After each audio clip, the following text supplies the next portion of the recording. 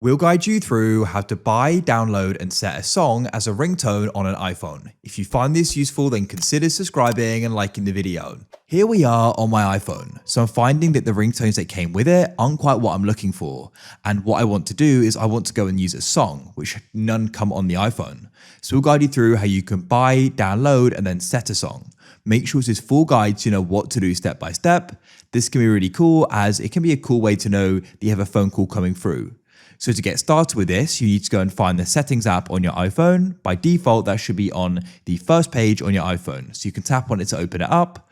Alternatively, you can always drag down on your phone screen and go and search for it. Now what you need to do is you need to go and start scrolling down and you need to go and find the option for sounds and haptics, and you can go and tap there like this. Then you want to go down and you'll see a list of different sound options. We want to go and find ringtone and we can go and tap there.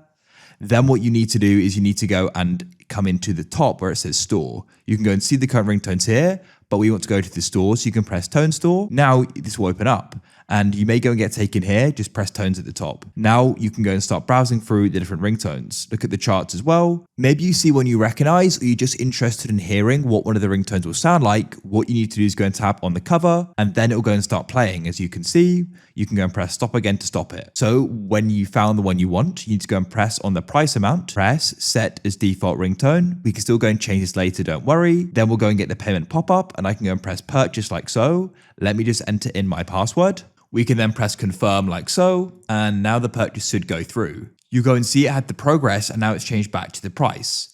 Now what you can do is you can come out of the iTunes store and you can go and open up settings. And as you can see, it's now appearing in this list here. So you can always go and change it off to another one and you can then go and change it back as well.